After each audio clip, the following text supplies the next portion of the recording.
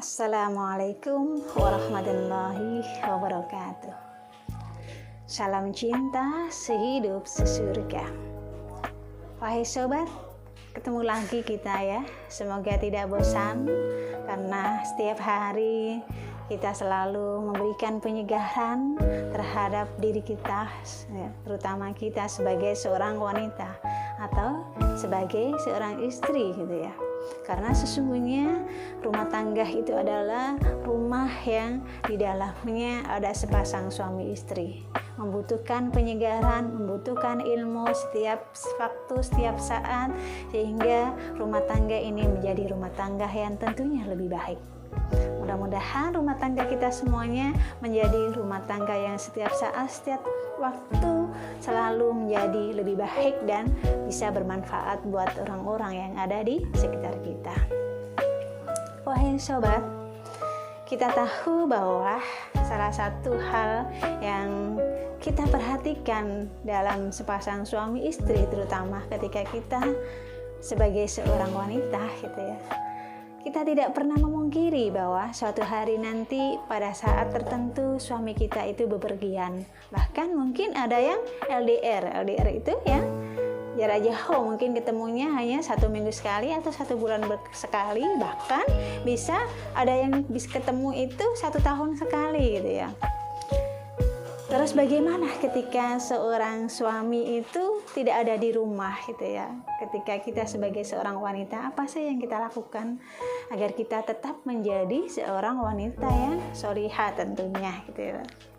Yang kita lakukan adalah yang pertama, untuk menjaga diri agar tidak menerima tamu laki-laki yang bukan mahram kita sebagai seorang istri. Kenapa?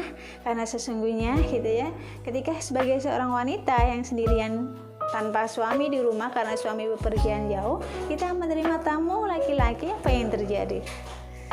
Tanpa seizin suami kita menerima tamu kita persilahkan gitu ya. Nah, sepertinya ini kan dipandang juga tidak tidak sopan gitu ya, dilihat juga tidak sopan pula gitu ya. Nah, ini walaupun itu tamu perempuan, kita pun harus meminta izin kepada suami kita. Dalam sebuah hadis itu disebutkan, wala ta'dini fi baitihi illa biizni. Dan tidak diizinkan orang istri untuk menerima tamu kecuali izin suaminya gitu ya. Ini di sini disebutkan dalam hadis ini bukan hanya laki-laki yang bukan mahram, tapi laki-laki dan perempuan.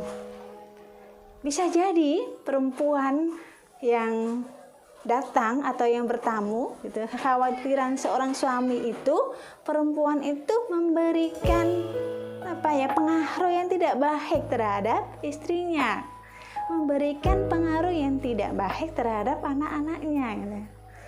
Nah, itulah ya, wahai sobat, siapapun tamu yang datang ke rumah kita, tentunya itu harus meminta izin kepada suami kita. Apalagi sekarang adalah zaman yang modern gitu ya, yang kita bisa WA, bisa telepon suami bahwa hari ini ada tamu yang datang ke rumahku gitu ya.